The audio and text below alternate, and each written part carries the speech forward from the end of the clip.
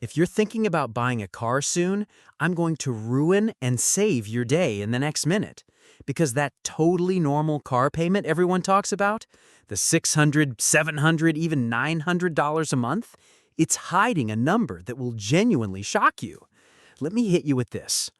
In 2026, the average new car payment in America is about $770 a month, and used cars average around $531 a month.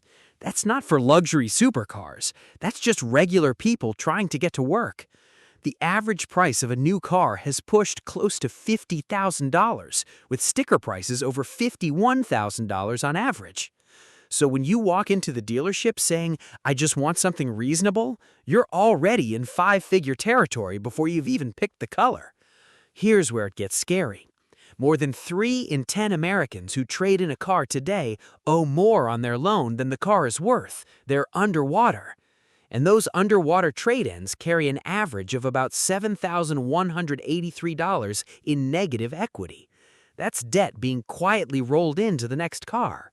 Stay with me because in a couple of minutes, I'm going to show you how someone with the normal $770 car payment can end up paying over $15,000 in interest and still owe more than the car is worth. Do you know your interest rate right now?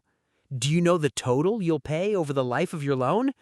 If you said no to either, this video might just be the most profitable 20 minutes you spend this year. The 3 numbers that actually matter when you finance a car, and the one mistake that keeps millions of Americans stuck in car debt for years longer than they realize. Don't miss that part. Here you will see in next 20 minutes the real math behind a normal car loan in 2026. The hidden traps, negative equity, long terms, and dealer interest markups. Simple moves to save thousands on your next car and avoid becoming another underwater statistic. Let's start with why buying a car suddenly feels like buying a small house. According to recent data, the average transaction price for a new vehicle has climbed to around $49,000 to $52,000 in 2025-2026, up roughly 30% since 2019. That means the car you could afford in 2019 for about $37,000 now costs close to $48,000 or more. Wages haven't grown at the same pace, so the gap between car prices and paychecks keeps widening. To keep buyers in the game, lenders and dealers stretch the loan terms. The average term is now around 68 to 70 months, which is almost 6 years. Imagine signing for a car today and still paying for it when your youngest cousin is graduating college. That's not financing, that's a long-distance relationship with your debt. And it's not a rare situation. Around 40% of Americans say they have a monthly car payment, and roughly 86 million people are carrying auto loan or lease debt. So if you feel like everyone around you is strapped with car payments, yeah, you're not imagining it. In the next section, I'll take a normal car loan and break down exactly how much of your payment goes to the car and how much evaporates into interest. That's where the surprise really hits. Let's build a real-world example using current averages. Say you buy a new SUV for $49,000. You put some money down, but after fees, taxes, and maybe a warranty, you end up financing about $42,000. You get a pretty good interest rate around 6.9% APR and a term of 68 months because the dealer wants to get that payment where you're comfortable. National data for 2026 says average APRs for new cars sit around 6.4 to 7%, with average payments around $770 per month. Simple breakdown. Price financed, $42,000. APR, around 7%. Term, around 68 months. Payment, roughly $750 to $800. Over the life of that loan, typical buyers are paying around $9,500 in interest on a new vehicle loan at today's averages. Now here's the surprise. That's $9,500 to rent money, not to buy the car. The car doesn't get better. The interest just quietly drains your future paychecks. Grab your phone, open your auto loan account, and look for one number, total of payments. If that's higher than you expected, keep watching. We're about to show you how people accidentally push that number into truly shocking territory. Now, let's add one more layer: your credit score. Experience report for 2026 says the average new car APR is 6.39%, but it jumps fast as your credit drops. Super prime borrowers get around 4.55% APR on new cars. Non-prime and subprime borrowers can see 13 to 16% APR for new and 19 to 22% APR for used. Two people can buy the same $30,000 car, but one might pay thousands more in interest just because of that rate gap. It's like ordering the same pizza, but your friend pays $15 and you pay $28 because your pizza score was lower. You'd flip the table, right? But with car loans, we just sign the contract and drive off. Now let's talk about the real villain in car financing: negative equity, owing more on your car than it's worth.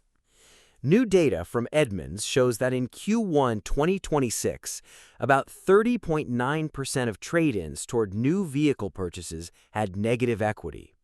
That's more than 3 out of 10 people walking into the dealership already in a hole. The average amount they were underwater? About $7,138 per car. And more than 1 in 4 of these cases involved over $10,000 in negative equity, with nearly 10% over $15,000. 30.9% underwater trade-ins, $7,183 average negative equity, 26% more than $10,000, 9.3% more than $15,000. Here's where the real cost explodes.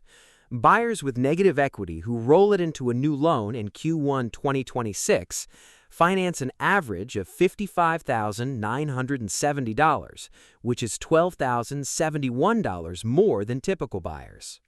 Have average monthly payments of $932, about $159 higher than the market average. Pay about $15,663 in interest over the life of the loan, compared with $9,592 for the broader market. So, just by rolling in old debt, they pay roughly $6,000 more in interest on top of thousands in extra principal. Let's put a face on this. Meet Alex.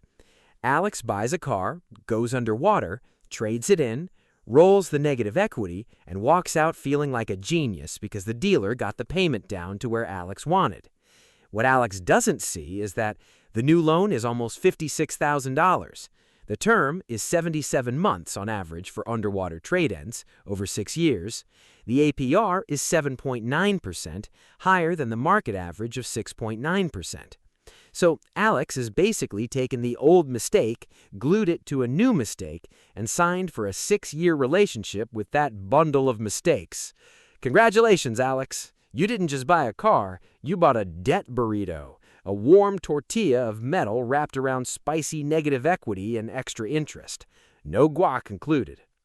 And this isn't just a few unlucky people. Some estimates put underwater trade-ins closer to 1/3 or more, with average negative equity around $5,000 to $7,000, and most of it getting rolled into the next deal.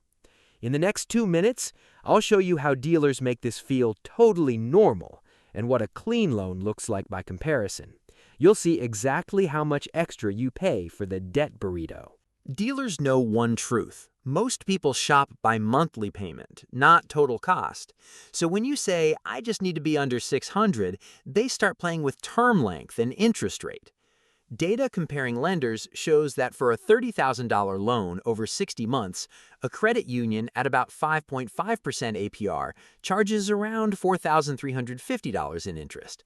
A bank at 7.25% APR charges about $5,830. A dealer at 7.75 to 9.75% APR can charge between $6,375 and $8,250 in interest.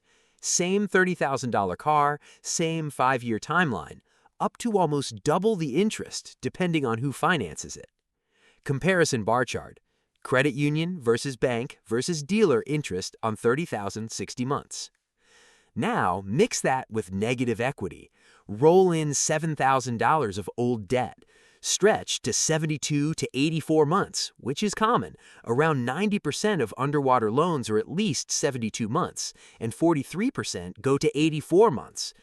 Accept that higher APR because your loan-to-value ratio is now over 115–120%. Suddenly, your reasonable payment is sitting on top of a very unreasonable total cost.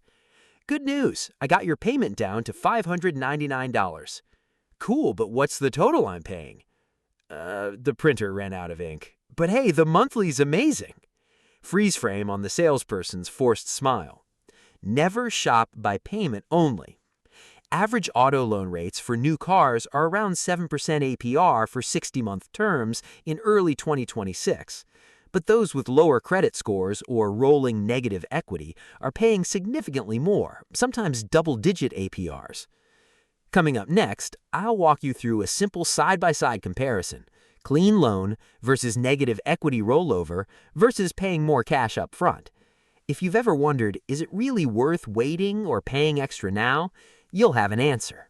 Let's compare 3 different ways to get a car using real-world style numbers. Scenario A, clean loan, shorter term. You buy a $30,000 car. You put a solid down payment, so you only finance $24,000. You get a 5.5% APR at a credit union for 60 months. Interest cost on that deal? About $4,350. Your total paid for the car, principal plus interest, $28,350.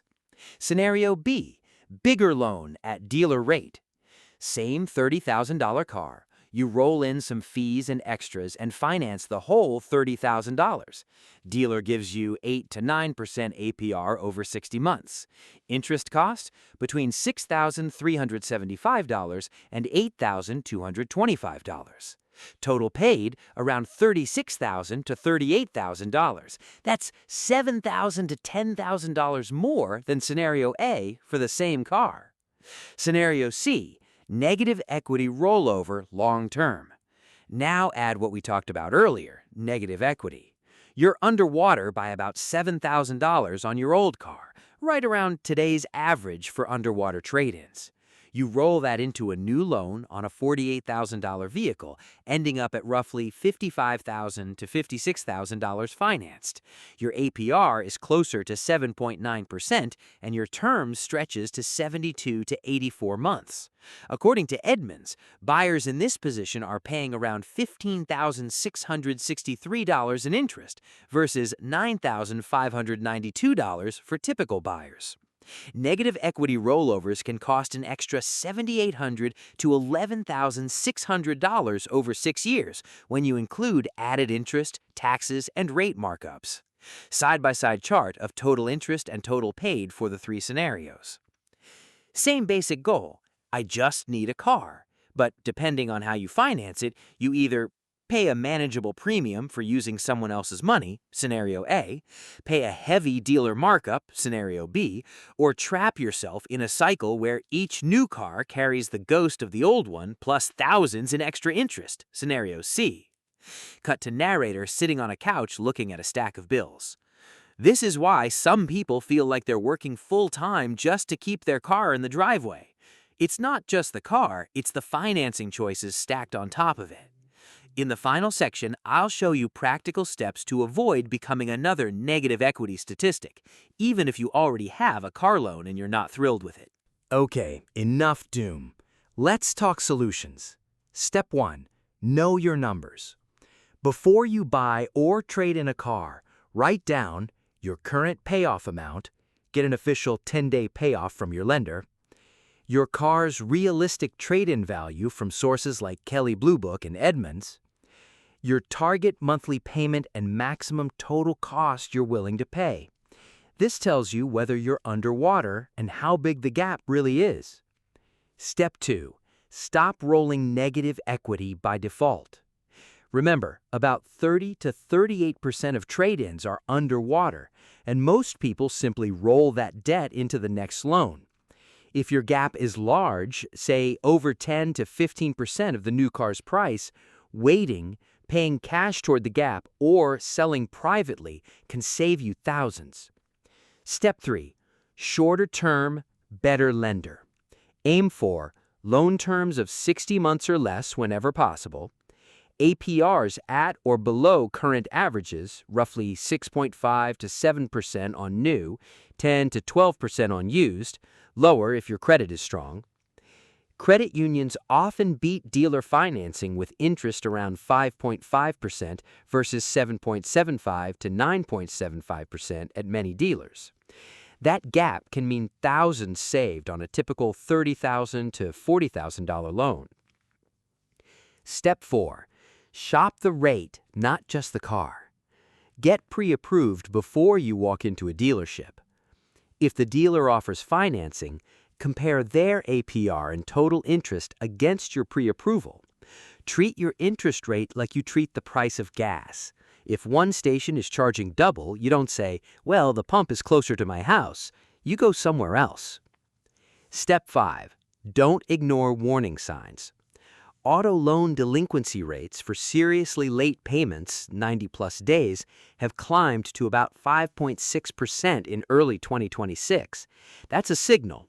Lots of people are stretched too thin, and car debt is part of the problem.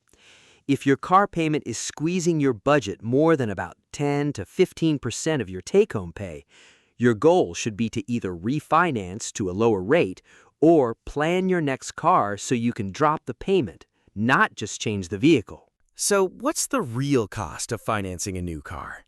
It's not just the sticker price. It's thousands in interest at 6 to 7% APR over 6 or 7 years. The hidden $7,000 to $15,000 of negative equity many people carry from one car to the next. The emotional weight of knowing more of your paycheck goes to a bank than to building your future.